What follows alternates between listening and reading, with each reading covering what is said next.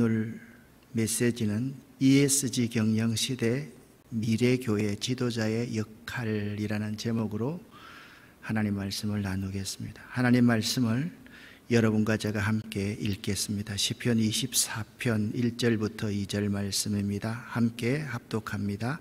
땅과 그 안에 있는 모든 것이 여호와의 것입니다. 세상과 그 안에 사는 모든 것이 여호와의 것입니다. 왜냐하면 여호와께서 바다 위에 땅을 세우셨고 물들 위에 그 틀을 마련하셨기 때문입니다. 아멘.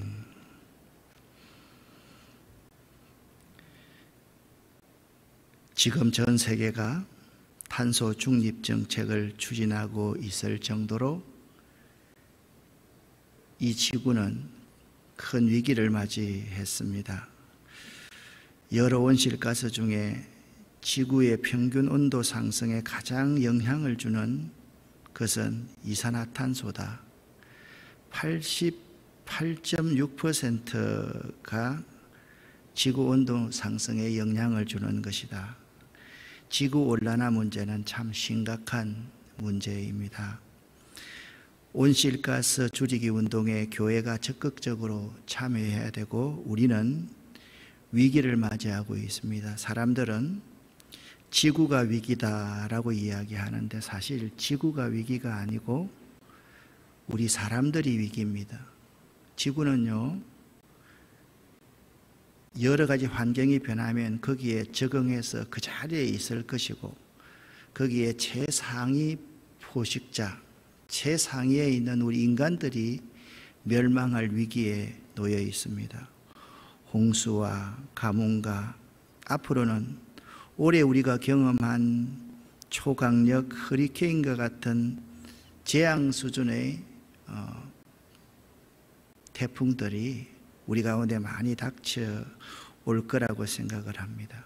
그런데 교회 밖에 세상에서 주목받고 있는 것이 있는데 ESG입니다. ESG는 환경과 사회적인 관계 그리고 거버넌스 지배구조의 문제에 대해서 기업들이 매우 큰 관심을 가지고 있습니다. 기업의 ESG 경영이라는 것은 무엇이냐 하면 이렇습니다. 청정기술 그리고 기후변화와 탄소 배출 이러한 것들에 관해서 기업이 관심을 가지고 경영을 해야만 한다는 것이고 기업의 대사회적인 관계, 고용평등, 고용다양화, 인권, 노동, 테러, 억압 등 이런 문제에 기업이 관심을 가지고 경영하지 않으면 안 되고 기업의 지배구조도 지금까지의 지배구조와는 완전히 다른 구조를 가져야만 하는 것입니다. ESG 문제에 있어서 환경, 사회, 이 지배구조의 문제는 매우 중요한 문제인데요. 그러면 기업은 왜 ESG 경영을 하는가 하면 기업의 전통적인 경영 방식은요, 재무적 성과에 초점을 맞추어져 있었습니다. 하지만 기업 규모가 커지면 커질수록 이해관계자들로부터 요구되는 기대 수준과 기업의 지속 가능성이 중요시되며 전략적 사고로서의 ESG 환경과 사회적인 관계와 이 지배 구조가 뜨거운 화두로 부상되었습니다. 사회적 책임과 이익 추구를 놓치지 않는 것은 이 세상 이제 기업이 추구할 수밖에 없는 대세가 되었습니다. 그러므로 이 기업의 ESG 경영은요, 필수적인 기업의 생존 전략이 되어 버렸습니다. 이분은 이하여자대학교 언론영상학부의 박진규 교수라는 분인데요. 이분이 세상이 교회에 바라는 것이 있다라고 몇 가지를 제시합니다.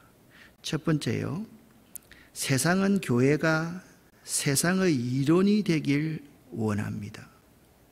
그리고 세상은요, 교회만은 어떤 상황에서라도 정의와 약자의 편에 서기를 원합니다. 세상이 바라는 것이 이겁니다. 세상은 교회가 그들의 이론이 되기를 바라고 그들의 삶의 원리가 되기를 사실 바라고 있고 교회만은 항상 정의와 약자의 편에 서기를 바라고 있습니다. 그리고요, 이 세상은요, 물질적 가치가 판을 치지 않습니까? 세속적인 것에 찌들려 있지 않습니까? 그래서 세상 사람들도요, 그러한 가치가 판을 치는 세상을 그렇게 좋아하지 않습니다.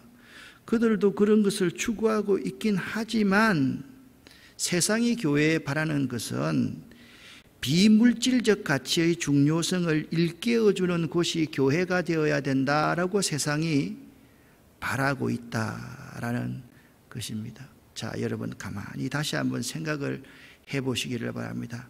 세상은요, 교회가 그들의 이론이 되기를 바란다. 세상은요, 이 교회가 항상 정의와 약자의 편에 서기를 바라고요. 세상은 교회만은 비물질적 영적인 중요성을 일깨워주는 곳이 되어야만 한다라고 생각하고 있다라는 거예요. 이 문제를 우리가 잘 생각하면 교회의 대안이 분명히 있습니다. 세상이 바라는 것을 우리가 채워주고 세상이 바라는 것들에 대한 삶을 우리가 오롯이 살아낼 수만 있다라고 한다면 그들이 교회를 향해서 마음을 열 것이고 이 하나님의 교회에 나오게 될 것이라는 거예요. 저는 분명히 이 대안이 있다라고 생각을 합니다. 그 가운데 세상 사람들이 참 관심을 받는 중요한 이슈가 있습니다. 이분은 목회 데이터 연구소 지용근 대표라는 분이십니다. 이분이 이렇게 말합니다. 교회 밖에서 세상에서 주목을 받고 있는 현재의 트렌드의 경영이 ESG 경영이라는 거예요. 그러면 사람들에게 물어보았습니다. 교회의 기후 환경 실천 캠페인에 참여할 의향이 있습니까? 라고 물어보았더니 개신교인 가운데서 83.5%가 교회에서 그런 것을 하면 참여할 용의가 있다라고 말했고요. 일반 국민 중에 조사를 해보니까 38% 정도가 교회에서 기후와 환경 실천 캠페인을 벌이면 참여할 의향이 있다라고 말했다라는 것입니다. 그러니까 집 주변에 있는 교회가 환경 캠페인을 한다면 믿는 사람, 믿지 않는 사람 구별할 것 없이 약 40% 정도가 환경 캠페인에 참여하겠다. 여기 제가 조사해 보지 않았지만 환경 캠페인뿐만 아니라 좋은 먹거리 운동에 참여하겠냐라고 묻는다면 이것보다 훨씬 더 많은 퍼센테이지가 나올 것이라고 제가 생각합니다. 그러니까 그는 이렇게 결론을 맺고 있습니다. 교회가 환경 캠페인을 벌일 때 교회의 신뢰도가 점점 더 올라갈 것이다 라고 그렇게 말하고 있다는 거예요. 데이터가 그렇게 나오고 있다라는 겁니다. 교회 지도자들은요, 여러분과 저와 같은 교회 지도자들은 하나님의 창조 원리를 바로 알아야만 합니다. 그렇다고 한다면 환경이란 무엇이겠습니까? 환경이란요, 우리 주변에 펼쳐져 있는 자연을 환경이라고 그럽니다. 그 자연 가운데 우리가 주로 쓰는 의미는 물과 공기, 대기, 토양 등 생물, 살아있는 생명체의 생명과 밀접한 관계에 있는 것들을 환경이라고 하자. 그러니까 환경에서 가장 중요한 것이 물입니다. 그리고 공기입니다. 그리고 토양, 흙입니다. 이 세 가지가 생물들의 생명과 밀접한 관계가 있는 것이라는 거예요. 그렇다고 하면 환경이 왜 중요할까요? 환경은요, 한마디로 환경이 파괴되면 생명이 죽기 때문에 그렇습니다. 환경이 살아있으면 생명이 살아날 수 있고, 환경이 파괴되면 생명이 죽기 때문에 이 환경은 매우 중요하다라는 말씀입니다. 로마서 8장 22절 말씀을 보면 피조물이 다 이제까지 함께 탄식하며 함께 고통을 겪고 있는 것을 우리가 아느니라 라고 말씀하고 있습니다. 지도자는요, 두 번째 이 소셜이라는 부분, 사회적인 관계의 부분에서 이 사회적인 관계에 대해서 바로 알고 바른 사회와의 관계에 대한 대안을 제시할 수 있는 사람이어야 되고, 잘못된 관계를 개선토록 하는 자가 지도자가 되어야만 합니다. 성경은요, 관계에 대해서 많이 말씀하고 있습니다. 자, 우리가 하나님과 좋은 관계 안에서 창조함을 받았습니다. 그리고 하나님의 창조받은 우리들이 나와 너 사이에 올바른 관계를 가지고 살아가게 하나님께서 만드셨습니다. 그리고 하나님은 우리들과 자연과 올바른 관계를 갖고 살아가도록 하셨습니다. 자, 기업도 사회와의 관계에 대해서 고용평등, 정의, 그들의 인권, 그들의 복지에 대해서 관심을 갖는다라고 한다면, 교회는요, 성경에서 말씀하고 있는 이 바른 관계, 당연히 하나님과의 올바른 관계를 가져야 되고, 나와 너 사이에 바른 관계를 가져야 되고, 나와 이 사회와의 관계에 바른 관계, 그 바른 관계가 우리 그리스도인 지도자들에게 필수적으로 알고 있어야 되고 뼛속까지 우리가 명심하고 있어야 될 것이 바른 관계라는 점입니다.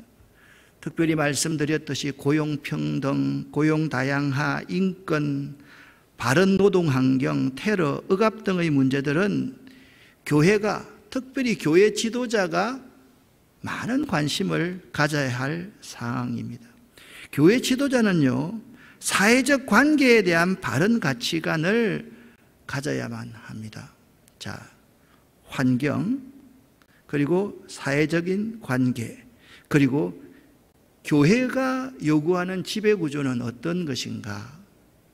교회의 지배구조는요, 성경에 정확하게 나와 있습니다. 사도행전 2장에 보면요, 믿는 사람이 다 함께 있어 모든 물건을 서로 통용하고 또 재산과 소유를 팔아 각 사람의 필요에 따라서 나누어 주는 이러한 아름다운 지배 구조를 갖도록 성경은 말씀하고 있습니다. 구체적으로 더 어떤 것이냐? 이렇게 말합니다. 이리가 어린 양과 함께 살며 표범이 새끼 염소와 함께 누우며 젖된 아기가 살무사의 굴에 손을 넣는다. 이것이 성경에서 말하는 그러한 관계예요. 착취하고 착취당하는 그런 관계가 아니라 강자가 약자를 배려하고 약자들도 강자가 더 잘할 수 있도록 그들을 지지해 주는 것, 이것이 성경에서 말씀하고 있는 거버넌스라는 점을 우리가 잊지 말아야만 하는 것입니다. 우리는 위기의 시대에 살아가고 있습니다. 아마 여러분들이 목회할 때가 되면 교회가 얼마만큼 존재하고 있을까 한번 생각해 보면서 나는 어떤 목회를 해야 될까, 어떤 지도자로 살아가야 될까를 심각하게 지금부터 고민하지 않으면 안 될 것입니다. 아마 이중직 문제는 지극히 당연한 문제일 것 같습니다. 여러분들이 혹시나 지금 또 대학원하고 박사해서 교수님이 되어야 되겠다, 큰 교회에 가야 되겠다, 좀 성공해야 되겠다라는 생각을 하고 있는 분도 이 자리에 있을지 모르겠습니다. 지금까지는 그런 기회가 있었다 할지라도 앞으로는 그런 기회마저 우리에게 박탈될지 모르는 위기의 시대에 우리는 살아가고 있습니다. 이 위기의 시대에 교회는, 우리 지도자는 무엇을 생각해야만 할까?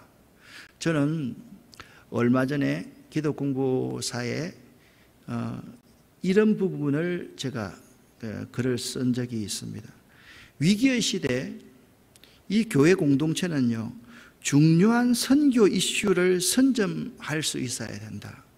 중요한 선교 이슈가 제가 생각할 때는 4가지 정도가 된다라고 생각을 했어요. 첫 번째는 환경 문제는 아주 중요한 선교 이슈가 될 수 있을 것이고, 두 번째는 건강과 좋은 먹거리 문제가 중요한 선교 이슈가 될 수 있을 것이고, 세 번째는 다음 세대, 그러니까 미래 세대에 대해서 이것이 가장 중요한 선교 이슈가 될 수 있을 거고요. 네 번째, 문화와 스포츠라고 생각을 합니다. 이것이 제가 믿기에는 교회의 블루오션 전략이다라고 생각을 합니다. 여러분, 블루오션 전략이라는 것이 무엇입니까?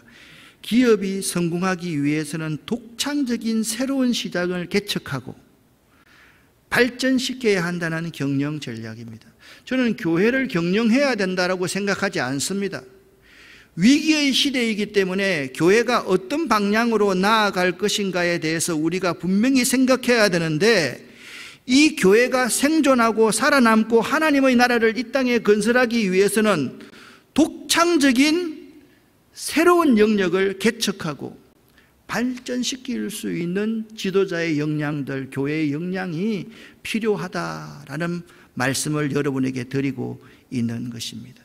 다시 한번 말씀드리면, 교회가 선점해야 될 첫 번째 이슈는 환경입니다.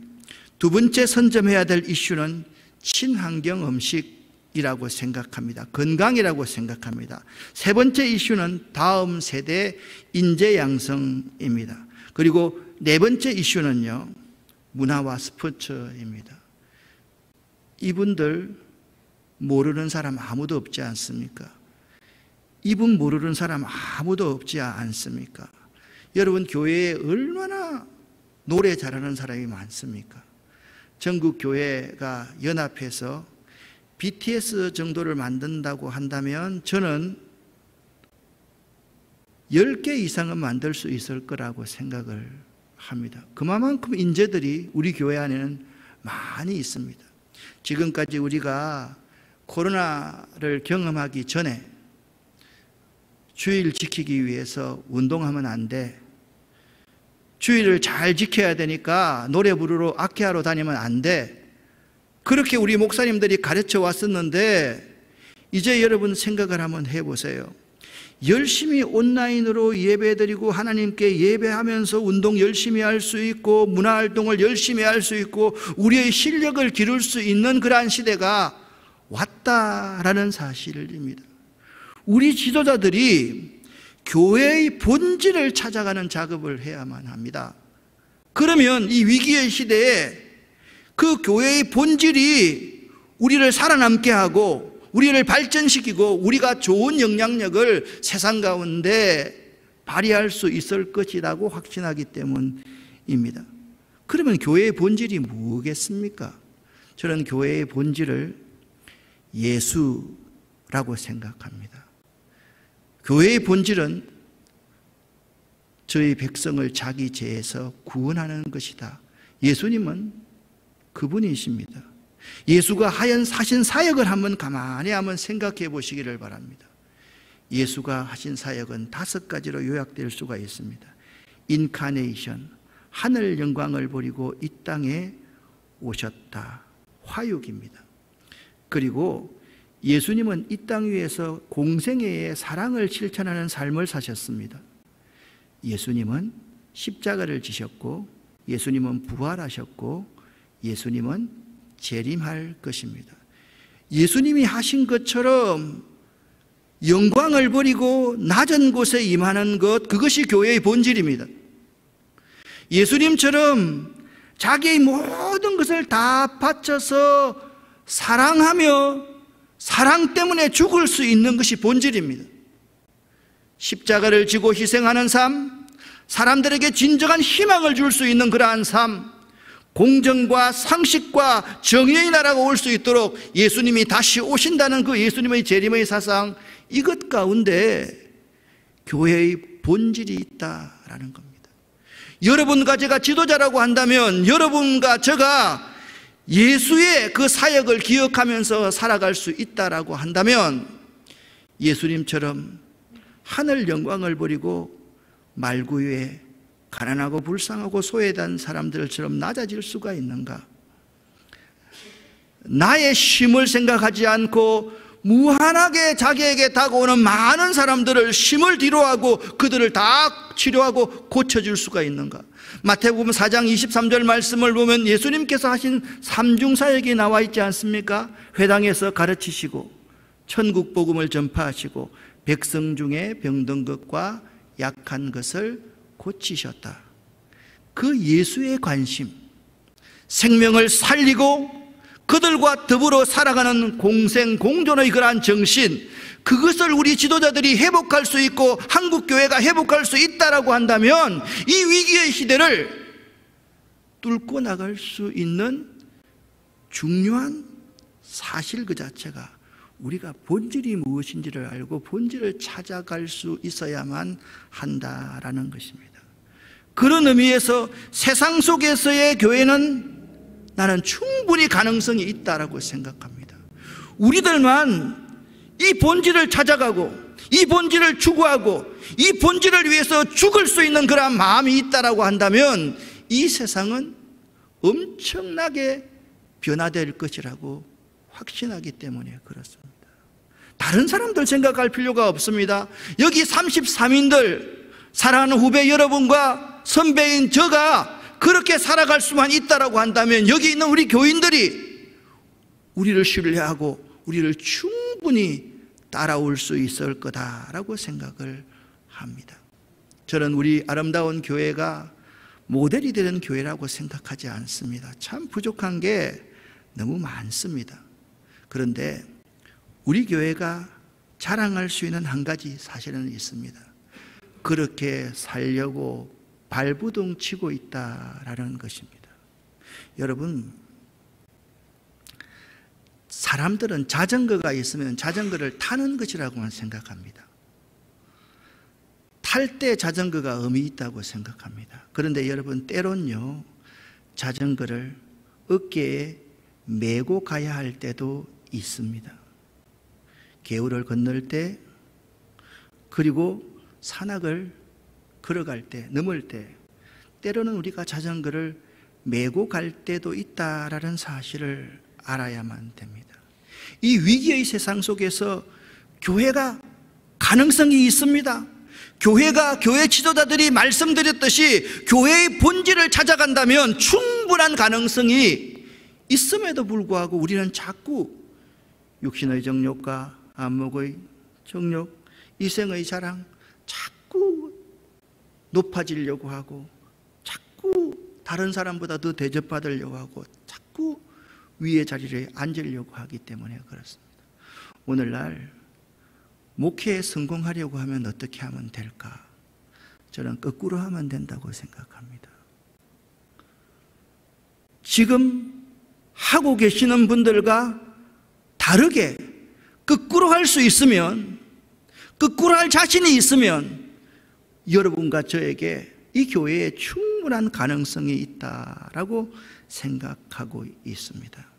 우리 교회는 이런 사역을 합니다. 제가 제일 첫 그림에 오른쪽에 빨간 부분이 화장실입니다. 친환경 화장실입니다. 이번에 제2환경센터에 1환경센터에 이걸 만들어 놨는데요, 실패했어요. 멋있게 안 만드니까 사람들이 더럽다고 생각해서 거기 들어가서 똥을 안 싸는 거예요. 제2환경센터는 정말 멋있게 만들어서 우리가 더럽다, 우리가 버려야 된다고 생각하는 것이 얼마나 아름다운 것인가를 보여줄 수 있는 것, 그것이 환경운동의 시작이라고 생각을 합니다. 우리 교회 환경운동은 세 가지입니다. 환경의 주인은 하나님이시다. 우리 교회 환경운동은 오염원이 있으면 오염원을 오염원대로 버리지 않고 정화원으로 만들어서 사용하는 것. 그리고 환경 파괴는 하나님의 뜻을 거스르는 것이다. 이 세 가지가 우리 교회 환경운동의 참 중심에 있는 세 가지의 중요한 원리입니다. 환경센터들의 사역은 이렇습니다. 수경재배를 하고 있고요. 환경센터에서는 마을의 하천을 살립니다. 우리가 이전에 이 옆에 계양천이라는 천이 있는데 김포에 무슨 인천 계양구에 계양천이 있습니까? 라고 말할지 모르겠지만 김포는 한강 하구에 있기 때문에 인천 쪽에서 부평 쪽에서 계양천이 김포로 와서 한강 하구로 물이 빠지게 되어 있습니다. 이 악취가 나는 물을 우리가 살려놓았습니다. 지금 경기도에 40대 산책로가 되어 있습니다. 그런 일들을 위해서 여기에 우리 권사님 한 분도 계시는데요. 아이들을 모아서 아이들에게 환경을 가르치는 그러한 작업.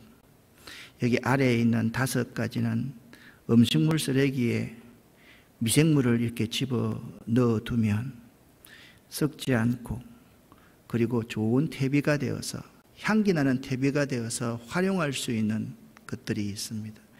이 그림을 보시면 양계도, 친환경 양계도 하지요. 그리고 여기 중간에 큰 2톤짜리 통이 4개 있는데 위에 4개, 아래 4개 있는데 이것은요, 골프장 원수에다가 미생물을 배양해서 원수에다가 이것을 집어넣고 골프장에 스프링쿨러로 돌리니까 골프장에서 나오는 농약들을, 골프장에서 나오는 농약은요 엄청나거든요. 농약들을 상쇄시키는 그런 효과가 있더라. 실제로 우리가 했던 그러한 사역들입니다. 빵도 만들고요. 여러분들이 좀 시간이 좀 있으면 여러분에게 좋은 음료를 만드는 방법, 빵을 만드는 그러한 기본적인 기술들을 좀 가르쳤으면 좋겠다. 개인적으로 좀 배우고 싶은 사람은 오셔서 잘 좀 배울 수 있으면 참 좋겠습니다. 우리 교회는요, 친환경 된장, 간장, 고추장, 청국장 이런 것들도 저희들이 다 실제로 만들어서 우리 교인들과 우리 이웃들과 함께 이렇게 나누고 있습니다. 그리고 퇴비장을 잘 만들어서 우리가 버리는 모든 것들을 퇴비로 다시 재활용하는 그러한 일들을 하고요. 이렇게 많은 좋은 먹거리들을 저희들이 이렇게 생산하고 있는 일을 하고 있습니다.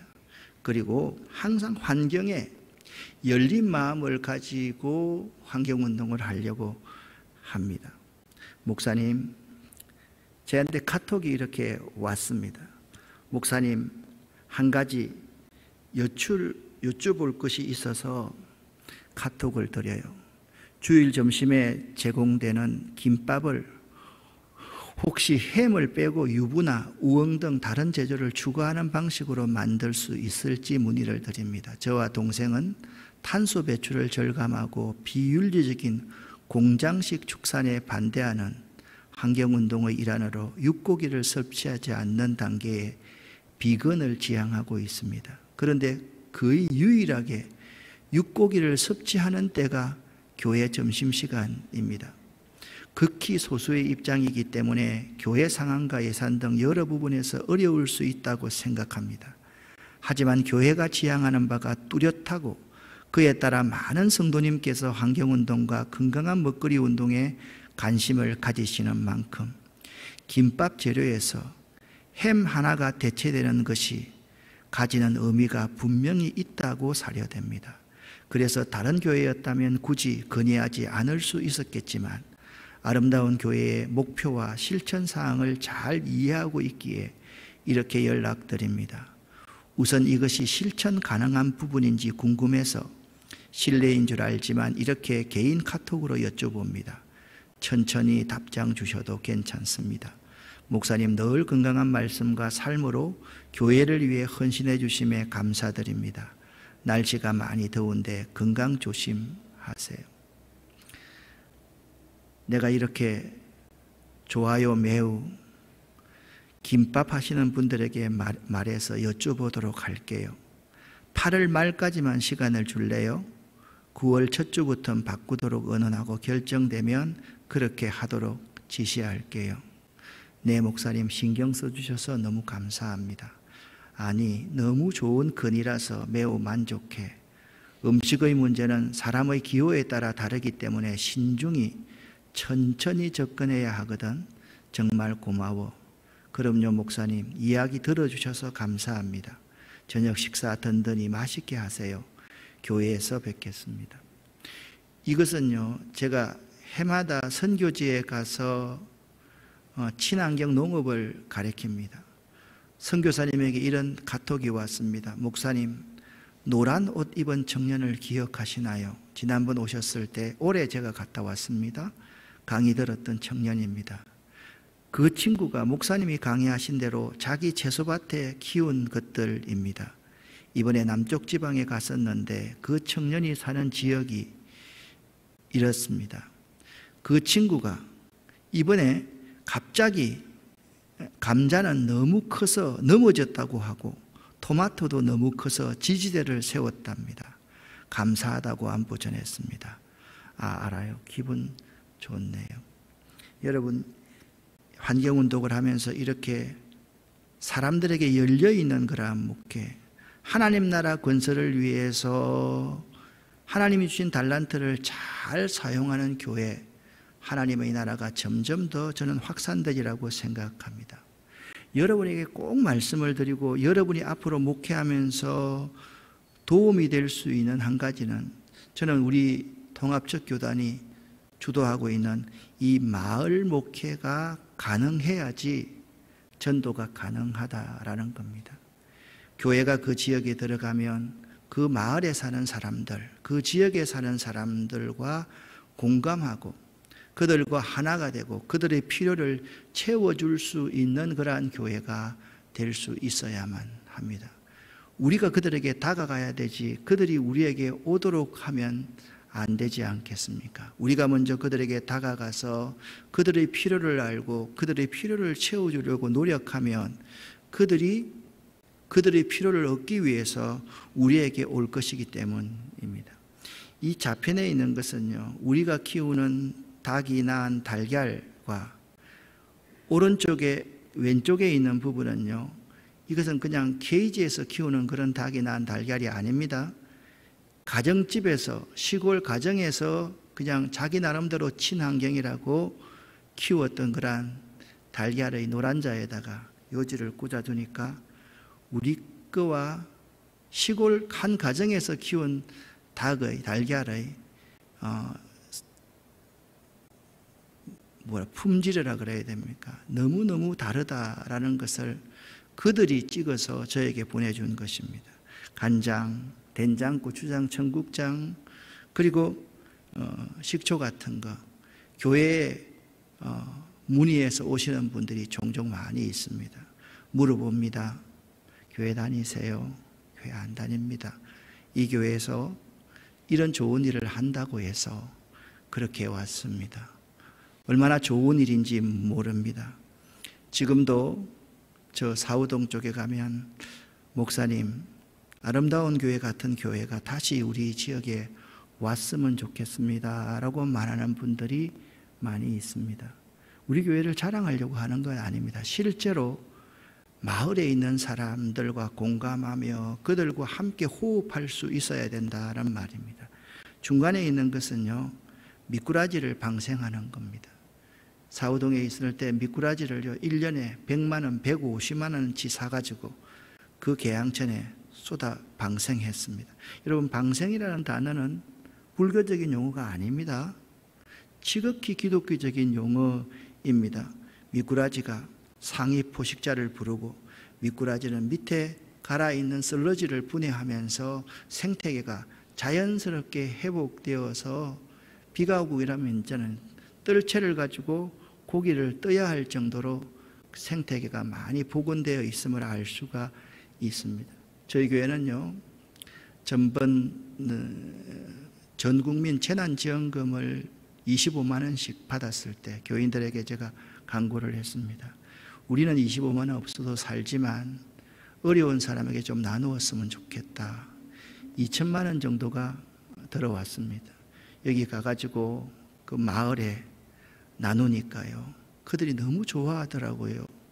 우리가 구제금 해서 도우면 교회가 당연히 구제하는 거라고 생각하는데 우리가 누릴 수 있는 걸 그들에게 돌려주니까 그들이 더 행복해하고 좋아하는 것을 발견했습니다. 여러분, 지구온난화 문제나 온실가스 문제가 남의 문제만이 아니지 않습니까?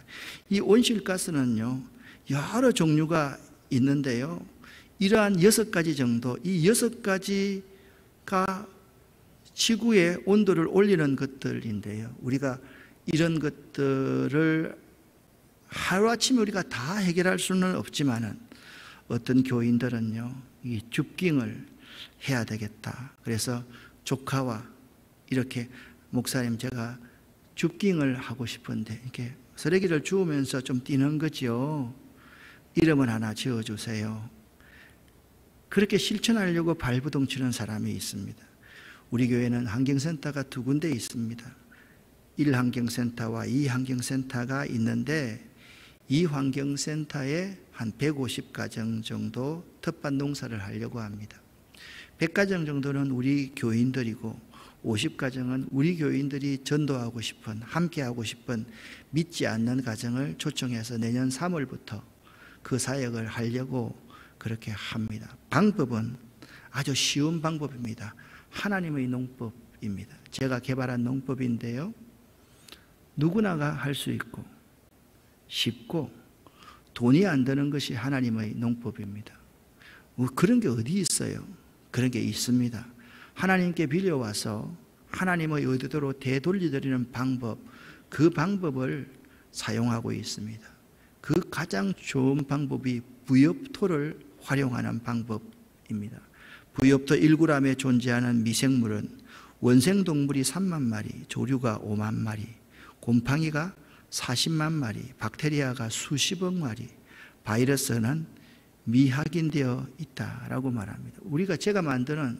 제가 EM 원액을 우리나라에서 만드는 사람인데요, EM 원액 속에는 이 강압성균, 호모균, 방성균 같은 80여 가지의 미생물들이 있는데 부엽토 안에는 80여 가지 정도가 아니라 수조억 마리의 미생물들이 들어있기 때문에 그것의 폐지를, 먹이를 주어서 그 부엽토를 활용해서 다양하게 농사를 지을 수가 있는 것입니다. 우리 사랑하는 성도 여러분, 사랑하는 우리 장신대, 신대원, 우리 지도자 여러분 한 분 한 분들이 이제 이 변화의 시대, 이 세상 사람들과 이 자연과 공존할 수 있는 통찰력을 지금부터 가질 수 있어야만 합니다. 지금 이 시대가 이런 시대라고 말하지 않습니까? 뉴노멀 시대다. 이게 기존 체제와 다른 새로운 표준, 우리가 정말 그런 새로운 표준이 우리 가운데 너무 많이 있습니다. 그렇기 때문에 교회만큼 변하기 싫어하는 집단이 없습니다. 여러분 지금 졸업하고 나가서 밖에서 깃발만 꽂으면 사람들이 내한테 그냥 구름처럼 몰려올 것 같지만 밖에 세상 사람들과 나와 둘이서 그렇게 하면요, 그렇게 될 수 있어요. 교회 조직 안에 타성이 젖어 있고 서열이 있고 서로 높아지고자 하는 사람이 있고 구조가 정말 우리를 용납할 수 없는 그러한 체계가 우리 가운데 참 많이 있습니다. 우리가 새로운 구조를 가지고 있다 하더라도 여러분과 제가 뚫고 나가기에는 참 힘듭니다. 그래서 우리 교회는요, 여러분과 저는 생존해야만 하는데 이 생존해야 될 이유가 무엇이냐? 이 본질을 잘 지키고 다양한 변화에 대비할 수 있어야만 한다. 이 점을 여러분 꼭 기억해 주셨으면 참 좋겠습니다. 저는 여러분들이 이 시대를 좀 잘 봤으면 좋겠어요.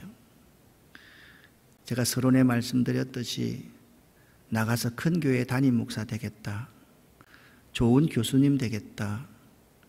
여러분, 교수님 되기가 참 힘듭니다. 큰 교회 담임 목사 되기가 참 힘듭니다.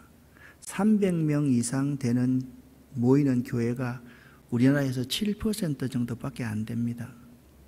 이번 코로나로 말미암아서 교회 생태계가 이제 다 무너져서 이 30명, 50명 모이는 교회가 지금 생존의 위기에 처해 있습니다. 그런 시점에 우리가 지도자로서 앞으로 어떤 목회를 해야만 될 것인가? 저는 여러분에게 간곡하게 도전합니다. 저 같은 이런 환경 목회 한번 해보시기를 바랍니다. 사람을 살리는 생명운동, 좋은 먹거리 운동을 한번 해보시기를 바랍니다. 여러분 가운데 정말 좋은 지도자가 되고 싶으면 이 농업에 많은 한번 관심을 한번 가져보시기를 바랍니다. 그래서 노동의 가치도 한번 알고요, 교인들과 더불어서 함께 땀 흘리면서 행복하게 목회할 수 있는 방법이 저는 여기 있다라고 생각을 합니다. 여러분 같은 좋은 인재들이 이 부분에 관심을 가져주셨으면 참 좋겠습니다. 여러분, 농업은 삽질하는 거 아닙니다. 다 이제는 스마트폰으로 하고 과학으로 하고 머리로 하는 것이 농업입니다. 저처럼 60대 중반이 된 사람들은요, 이게 잘 안 돼요.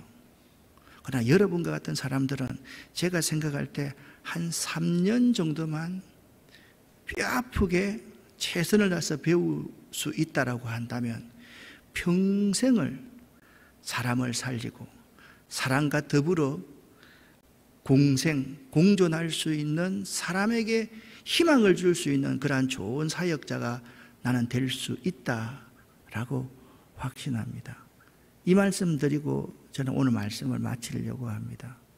많은 사람들이 저에게 옵니다. 환경이나 농업이나 양계, 좋은 먹거리 구경하러 옵니다. 구경하러 오는 사람은 절대로 앞으로 전문가가 될 수가 없습니다. 선교지에 가면 두 가지 부류의 사람이 있습니다. 선교지에 와서 관광하듯이 선교지를 찾아가는 사람은 이곳에 내가 와봤어 라고 만족하면서 다음에는 다른 곳을 관광하러 갑니다. 그런데 사명을 가지고 가고 거기에 있는 죽어가는 영혼들을 보고 생명을 살리는 데 관심이 있으면 다른 곳에 가는 사람이 아니라 다시 사람을 모아서 재차 그곳으로 오고 3차 오고 그것에 뼈를 묻을 수 있는 사명자가 될 수 있다라고 생각합니다. 여러분, 구경꾼이 되지 말고 한번 얕은 물가에서 철썩거리는 파도 보고 그냥 마음이 졸여서 가지 않는 사람 되지 마시고요, 한번 발을 한번 담가보고 시작해보고 여러분의 좋은 머리, 장로회 신학대학, 신학대학원처럼 좋은 머리, 좋은 엘리트 학생들이 어디 있습니까? 여러분들이 그런 사역에 한번 헌신해 보실 수 있기를 예수 이름으로 간절히 부탁을 드립니다. 기도하겠습니다.